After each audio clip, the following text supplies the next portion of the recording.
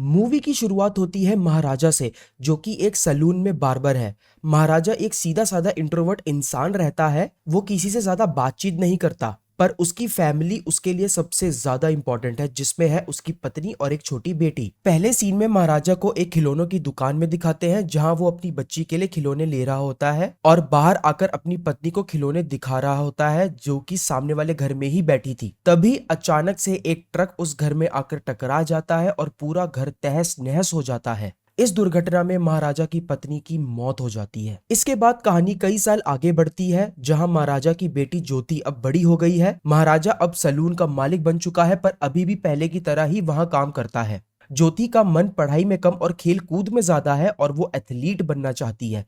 उसकी PT teacher Asifa उसे पूरा सपोर्ट करती थी और हमें पता चलता है कि ज्योति की जान उस एक्सीडेंट में एक लोहे के कचरे के डिब्बे से बची थी, क्योंकि घर का मलबा गिरते टाइम इस डिब्बे ने ज्योति को कवर कर लिया था। और इसी वजह से महाराजा और ज्योति उसे लक्ष्मी नाम से बुलाते थे। वो दोनों हर हफ्ते उसकी सफाई और पूजा भी करते थे और उसे फैमिली मेंबर की तरह ही मानते थे। महाराजा अपनी बेटी से बहुत बहुत प्यार करता था और उसके साथ कुछ गलत होते हुए नहीं देख सकता था। एक बार जब स्कूल के ट्रस्टी ने ज्योति को बिना उसकी गलती के डांट दिया, तो महाराजा तब तक वहां से नहीं गया जब तक हेडमास्टर ने ज्योति से माफी नहीं मांग ली। उसके बाद ज्योति स्कूल के स्पोर्ट्स कैंप के लिए 7 दिन के लिए घर से जाती है और महाराजा को लक्ष्मी का ध्यान रखने के लिए कहती है और महाराजा अकेले ही रहने लग जाता है। अब एक रात महाराजा शॉप से घर आता है और रात में महाराजा को अपने घर में जमीन पर पड़ा हुआ दिखाते हैं और घर का सारा सामान बिखरा हुआ रहता है। ऐसा लगता है जैसे उसके घर में चोर घुस आए हों और उन्होंने खूब सेवा करी हो उसकी। अगले सीन में एक अमीर काउंसलर को दिखाते हैं, जो कि एक गाड़ी की वर्कशॉप में आते ही गुंडागरी करने लगता है, क्योंकि उसका चश्मा उसकी गाड़ी से चोरी हो जाता है। वो वहां के मैनेजर के साथ भी खूब मारपीट करता है। तभी वहां धना आता है, जिसने उस कार की सर्विसिंग करी थी, और वो धना को भी मारने लगता है। इसके बाद धना एक पब में उस काउंसलर के पास जाता है और सबके सामने उसका चश्मा तोड़ देता है और काउंसलर और उसके आदमियों की खूब पिटाई करता है। अब अगले सीन में महाराजा पुलिस स्टेशन में लक्ष्मी के चोरी होने की एफआईआर लिखाने जाता है। महाराजा सबको पूरी कहानी सुनाता है कि वो अपनी दुकान बंद करके घर आता है, अपना बैग रखता है। घर में अंदर जाने पर उसे उसके पीछे से एक आवाज आती है। वो पीछे पलट के देखता है कि 2 लोग मास्क लगाए हुए उसके पीछे खड़े थे और वो उसका मुंह बंद करते हैं। महाराजा उनके हाथ पर काट लेता है, पर तभी तीसरा आदमी, जो कि हॉल में छुपा था, वो आता है और लोहे की रॉड से उसे मारता है और महाराजा बेहोश हो जाता है। वो बताता है कि वो लोग उसे बारी बारी से मारने लगते हैं। पुलिस वाले महाराजा से पूछते हैं कि क्या उस डस्टबिन में पैसे या ज्वेलरी रखी थी या वो सोने का बना हुआ था, तो महाराजा उन्हें मना करता है। असल में पुलिस वाले जानना चाह रहे होते हैं कि एक डस्टबिन इतना कीमती कैसे हो सकता है कि कोई उसके लिए एफआईआर लिखवाने आए। पर महाराजा उनको बताता है कि उस डस्टबिन का नाम लक्ष्मी है और उसी डस्टबिन ने उसकी बेटी की जान बचाई थी और उसकी बेटी अभी स्पोर्ट्स कैंप के लिए गई हुई है और वो वापस आकर उसे लक्ष्मी के बारे में पूछेगी ही पूछेगी। पुलिस वाले उसकी बातें मजाक में लेते हैं और एफआईआर लिखने से मना कर देते हैं। महाराजा वहां हंगामा कर देता है और पूरे पुलिस स्टेशन को तहस नहस कर देता है। फिर पुलिस इंस्पेक्टर वहां आते हैं और वो भी महाराजा की पूरी कहानी सुनते हैं। महाराजा इंस्पेक्टर को यह भी बताता है कि उन 3 में से एक आदमी की पीठ पर कान जैसा कुछ बना हुआ होता है, पर इंस्पेक्टर इस बात पर भी ज्यादा ध्यान नहीं देता और गन दिखाकर उसे डराकर भगा देने की कोशिश करता है। जब महाराजा को दिखता है कि अब और कोई रास्ता नहीं है, तो वो इंस्पेक्टर को लक्ष्मी को ढूंढने के बदले में 4 लाख रुपए देने का वादा करता है। सबके सामने तो इंस्पेक्टर उसे मारता है, पर फिर रिश्वत के लालच में इंस्पेक्टर ये केस एक्सेप्ट कर लेता है। इंस्पेक्टर अपने कांस्टेबल के साथ महाराजा के घर की छानबीन करते हैं और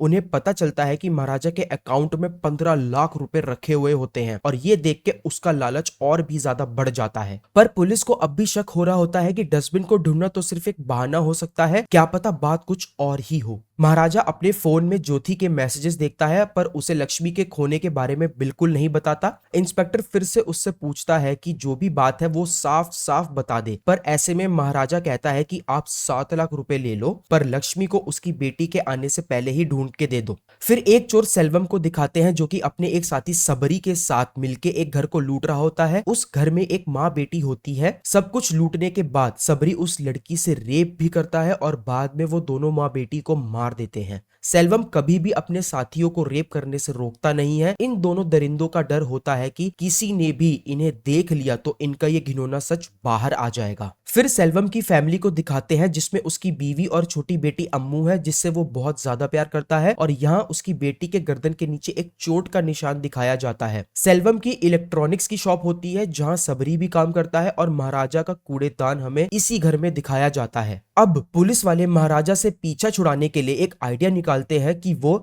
लक्ष्मी जैसा दिखने वाला डब्बा महाराजा को दे देंगे और उससे सारी रिश्वत ले लेंगे। ये काम करने में पुलिस वालों को बहुत दिक्कत आ रही होती है, पर इसमें उनका साथ देता है नल्ला शिवम। नल्ला शिवम पुलिस के खबरी रहता है जो कि पुलिस की सारी उल्टी सीधे काम करने में हेल्प किया करता है। वहीं दूसरी तरफ महाराजा दिन भर पुलिस स्टेशन में रहता है और उनके बताए सारे काम करता है। इसके बाद वर्कशॉप का मैनेजर धना की मिसिंग रिपोर्ट लिखवाने के लिए आता है। वहां पर महाराजा उसके हाथ में धना की फोटो देखता है और फ्लैशबैक दिखाते हैं कि उस रात जब ये पूरा इंसिडेंट हुआ था तब महाराजा को एक टोल प्लाजा की रिसीट मिली थी जो कि उस काउंसलर की गाड़ी की थी जिसकी सर्विस धना ने की थी। महाराजा उस काउंसलर से उस आदमी के बारे में पूछता है जिसने उसके गाड़ी की सर्विसिंग करी, जिस पर काउंसलर उसे कोई जवाब नहीं देता। उसी टाइम वहां धना आ जाता है और हमें दिखाते हैं कि जब धना उस काउंसलर और उसके लोगों के साथ मारपीट कर रहा होता है तब महाराजा वहीं रहकर सब कुछ देखता है। उसके बाद महाराजा धना का पीछा करता है और धना के अड्डे पर पहुंच जाता है। धना भी उसे अपना पीछा करते हुए देख लेता है और धना के आदमी महाराजा को मारने लगते हैं, लेकिन महाराजा पर अब भी जैसे मौत सवार होती है क्योंकि उसे समझ में आ जाता है कि धना उन 3 लोगों में से एक है जिसने उनके घर में घुस के चोरी करी। वो एक एक करके सारे आदमी को मार देता है और फिर धना को मारते हुए उसके 2 साथियों के बारे में पूछता है, पर धना उसे बस इतना ही बताता है कि उसका एक साथी महाराजा के एरिया के पुलिस स्टेशन में ही है और वो पता लगा सकता है तो लगा ले। धना फिर वहां से अपनी बाइक से भागने की कोशिश करता है पर महाराजा घायल हालत में भी उसकी गर्दन काटकर उसको मार देता है। यहाँ हमें ये समझ में आता है कि पुलिस स्टेशन में महाराजा ने ऐसी अजीब रिपोर्ट इसीलिए लिखवाई ताकि वो धना के साथी को ढूंढ सके। फिर पुलिस स्टेशन का सीन दिखाते हैं जिसमें महाराजा उस वर्कशॉप मैनेजर के पीठ पर हाथ रखता है। वो एक्चुअली ये जानना चाह रहा होता है कि क्या उसकी पीठ पर भी वो कान जैसा निशान तो नहीं है। उसी टाइम वहां पर काउंसलर भी आ जाता है जो ये एक्सेप्ट करता है कि उसकी लड़ाई हुई थी धना से, पर उसने धना को नहीं मारा बल्कि धना ने आकर उसके और उसके आदमियों की खूब पिटाई करी थी। काउंसलर याद करने की कोशिश करता है कि उसे उसकी कार के बारे में और कौन पूछने आया था और उसे महाराजा का नाम याद नहीं आता है। हमें ये पता चलता है कि एक्चुअली महाराजा हर पुलिस वाले की पीठ चेक कर रहा होता है कि कहीं इनकी पीठ पर वो कान का निशान तो नहीं जिससे वो दूसरे आदमी तक पहुंच सके। नेक्स्ट सीन में सेल्वम को उसकी पत्नी और उसकी छोटी बेटी के साथ ज्वेलरी शॉप में दिखाते हैं। वो अपनी बेटी के लिए एक बहुत महंगा रूबीज का नेकलेस लेता है जिसकी डिलीवरी उन्हें 2 दिन बाद अम्मू के बर्थडे वाले दिन ही मिलने वाली थी। यहाँ दूसरी तरफ ज्योति को दिखाते हैं जो कि बहुत दिलदार लड़की है। उसकी फ्रेंड के जूते फट जाते हैं इसलिए वो उसे अपने जूते पहनने के लिए दे देती है और महाराजा को मैसेज करती है कि वो उसके लिए वैसे ही एक नए जूते ले आए। सेल्वम की बेटी के बर्थडे के दिन वो उसका नेकलेस रिसीव करता है और बर्थडे पार्टी के पहले एक बार्बर के पास अपने बाल ट्रिम करवाने जाता है। ये बार्बर और कोई नहीं बल्कि हमारा महाराजा ही होता है। वहां ट्रिम करते हुए महाराजा उससे सवाल करता है जिससे उसे पता चलता है कि आज सेल्वम की बेटी का बर्थडे है। इतने में महाराजा के ट्रिमर की बैटरी खत्म हो जाती है और वो बैटरी लेने के लिए शॉप से बाहर जाता है और इसी टाइम सबरी का कॉल आता है और वो सेल्वम को बताता है कि पुलिस को उन पर शक हो गया है और उनके क्राइम्स की न्यूज़पेपर में भी छपाई हो चुकी है। सेल्वम उसे शांत करने के लिए कहता है कि पुलिस इस केस को किसी न किसी को पकड़ा के क्लोज कर देगी और वो इसके बारे में ज्यादा ना सोचे। तभी वो पीछे पलटता है और देखता है महाराजा वहीं खड़ा है। उसे लगता है कि महाराजा ने उसकी सारी बातें सुन ली हैं और वो जल्दी में उस शॉप से चला जाता है। इसी घबराहट में वो अपनी बेटी का नेकलेस वहीं भूल जाता है। अपने इस शक के बेसिस पर घर आकर सबरी के साथ मिलकर महाराजा को मारने का प्लान बनाता है। उधर महाराजा को वो नेकलेस मिल जाता है और वो उसे लौटाने सेल्वम के घर जाता है, पर उसी टाइम पुलिस भी वहां आ जाती है और क्रिएट होती है कहानी की सबसे बड़ी कंफ्यूजन। होता ऐसा है कि महाराजा तो बस वो नेकलेस रिटर्न कराने जाता है, पर पुलिस को वहां आता देख सेल्वम को लगता है कि महाराजा ने ही पुलिस बुलाई है और वो ही पुलिस को वहां ले आया है। पुलिस को सेल्वम और सबरी की सारी चोरी और मर्डर्स के बारे में पता चल चुका होता है और इसी बीच सबरी गन निकाल लेता है। पुलिस ऐसे में सबरी को शूट कर देती है। पुलिस सेल्वम को भी पकड़कर ले जाती है और उसकी सबके सामने बहुत बदनामी होती है। वो अपनी बेटी से एक आखिरी बार मिल भी नहीं पाता है। सेल्वम इन सब चीजों का दोषी सिर्फ महाराजा को समझता है और महाराजा तो इन सब बातों से अनजान वहीं खड़ा सब कुछ देख रहा होता है। अगले सीन में नल्ला शिवम बिल्कुल लक्ष्मी की तरह दिखने वाला डस्टबिन बनवा लेता है और उस पर लक्ष्मी जैसे निशान भी बना देता है। अब इंस्पेक्टर कहता है कि अगर वो महाराजा को ये डस्टबिन लक्ष्मी बनाकर देंगे तो साथ में उन्हें एक चोर भी दिखाना पड़ेगा। इंस्पेक्टर बहुत चोरों को कॉल करते हैं पर कोई भी चोर डस्टबिन चुराने का जुर्म अपने ऊपर नहीं लेना चाहता। ऐसे में इंस्पेक्टर काफी परेशान हो जाता है पर यहाँ नल्ला शिवम पैसे के लालच में इंस्पेक्टर की हेल्प करता है और वो इस जुर्म का इल्जाम अपने ऊपर लेने के लिए रेडी हो जाता है और इंस्पेक्टर फोन लगाकर महाराजा की स्टोरी नल्ला शिवम को सुनवाता है ताकि वो जुर्म कबूल करने के लिए एक्टिंग सही से कर सके। महाराजा उन्हें फिर से उस रात की कहानी सुनाता है पर इस बार हमें असल में उस रात क्या क्या हुआ था ये दिखाया जाता है। उस रात महाराजा अपनी बार्बर शॉप बंद करके आ रहा होता है पर रास्ते में वो ज्योति के पसंद के शूज लेने के लिए एक शॉप पर रुक जाता है। उधर दूसरी तरफ ज्योति स्पोर्ट्स कैंप से अपने घर पर आ जाती है। उस टाइम घर पर सेल्वम, धना और नल्ला शिवम छिपे हुए होते हैं जो कि महाराजा से बदला लेने के लिए उसका वेट कर रहे होते हैं। ज्योति अपने कमरे में जाती है तभी उसे उसके पीछे से एक आवाज आती है। वो पीछे पलट के देखने की कोशिश करती है पर तभी पीछे से दो लोग उसका मुंह बंद करते हैं और उसे पकड़ लेते हैं। ज्योति उसके हाथ पर काट लेती है और भागने की कोशिश करती है पर तभी वहां सेल्वम भी आ जाता है और वो लोहे की रॉड से उसे बहुत मारता है और ज्योति बेहोश हो जाती है। और इसके बाद वो तीनों महाराजा का इंतजार करने लगते हैं। महाराजा को शूज लेने में देरी हो जाती है। इतने में नल्ला शिवम और धना बारी बारी से ज्योति का रेप करते हैं और उसके बाद वो तीनों वहां से ज्योति को मारने के बजाय ऐसे ही छोड़ के चले जाते हैं। ये एक्चुअल कहानी और महाराजा की कहानी बिल्कुल एक जैसी रहती है। असलियत में ये सब ज्योति के साथ हुआ था पर महाराजा ने पुलिस स्टेशन में लक्ष्मी की कहानी सुनाई थी। इतना तो पुलिस वाले भी समझ गए थे कि ये सब महाराजा एक डस्टबिन को ढूंढने के लिए तो नहीं कर रहा था। नल्ला शिवम महाराजा की कहानी सुन के समझ जाता है कि ये वही है जिसके घर में उन लोगों ने घुस के वो हरकतें करी थी और वो डर जाता है कि अब पुलिस उसे पकड़ लेगी। वो फोन करके ये सारी बातें सेल्वम को भी बताता है और इंस्पेक्टर को कहता है कि वो इस चोरी का जुर्म एक्सेप्ट कर लेगा और अगले दिन पुलिस के पास आ जाएगा। पर यहाँ इंस्पेक्टर कुछ सोचते हैं और नल्ला शिवम को वहीं उन्हीं के घर पर रोक लेते हैं और इस वजह से नल्ला शिवम का भागने का प्लान भी फ्लॉप हो जाता है। इसके बाद हमें दिखाते हैं कि महाराजा ज्योति के लिए शूज लेके अपने घर पहुंच जाता है और वहां वो अपनी बेटी की ऐसी हालत देख के बिल्कुल टूट जाता है और उसे अपनी पहचान के डॉक्टर के यहाँ ले जाता है। ज्योति की पीटी टीचर आसिफा भी वहां आ जाती है ज्योति की हिम्मत बढ़ाने के लिए। ज्योति के बेड के नीचे ही लक्ष्मी को रखा गया था और फिर महाराजा घर आकर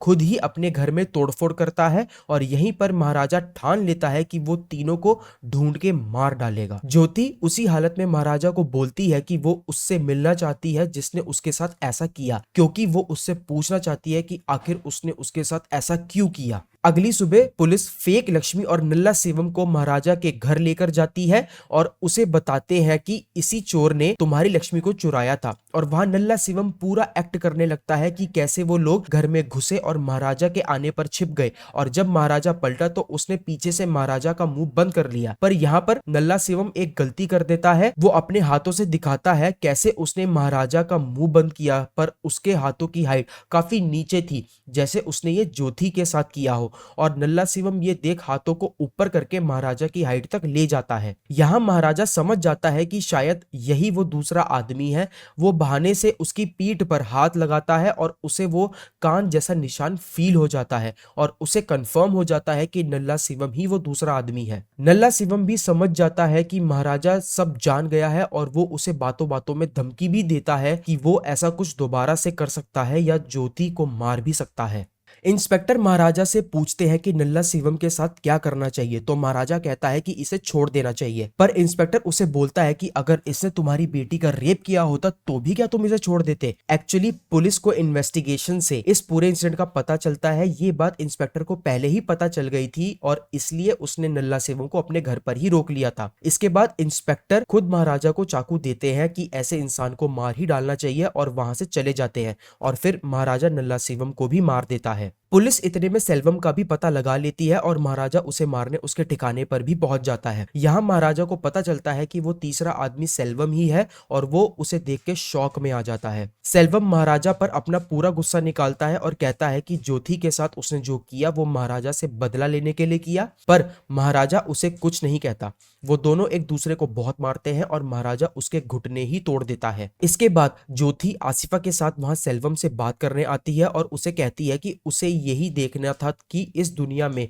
कोई इतना नीच भी हो सकता है। वो उसकी तरफ सारी ज्वेलरी फेंक देती है और वो कहती है कि वो ये ना सोच ले कि उसकी ऐसी हालत करके उसने कुछ अचीव कर लिया है, वो हिम्मत नहीं हारेगी। यहाँ सेल्वम को अपने किए का कोई भी एहसास नहीं होता और वो कहता है कि उसे ज्योति को पहले ही मार देना चाहिए था, पर ज्योति कहती है कि अगर वो नहीं आती तो उसके पिता महाराजा उसे मार डालते और ज्योति ने उससे मिलके उसकी जान बख्श दी है। ये कह के ज्योति जा रही होती है। तभी सेल्वम देखता है उन ज्वेलरी में वो नेकलेस भी होता है जो सेल्वम अपनी बेटी अम्मू के लिए लाया था और हमें वो सीन दिखाते हैं जिसमें महाराजा सेल्वम के पुलिस में पकड़े जाने के बाद उसके घर पर अपनी पत्नी और बच्ची के साथ आता है। वो वहां सेल्वम की पत्नी और बेटी से मिलता है और उन्हें नेकलेस वापस कर देता है, पर सेल्वम की पत्नी वो नेकलेस जो कि चोरी के पैसों का होता है उसे लेने से मना कर देती है। महाराजा की पत्नी उसे घर के सामने ही खिलौनों की एक दुकान पर बच्चों के लिए खिलौने लेने भेज देती है और कहानी को यहाँ से मूवी की स्टार्टिंग से कनेक्ट कर देते हैं। उसी घर में वो ट्रक आकर घुस जाता है जो पूरा घर तहस नहस कर देता है और वहां बचती है सिर्फ एक बच्ची। जी हाँ, वो सेल्वम की ही बेटी होती है जो कि एक कचरे के डिब्बे की वजह से बच जाती है। इस एक्सीडेंट में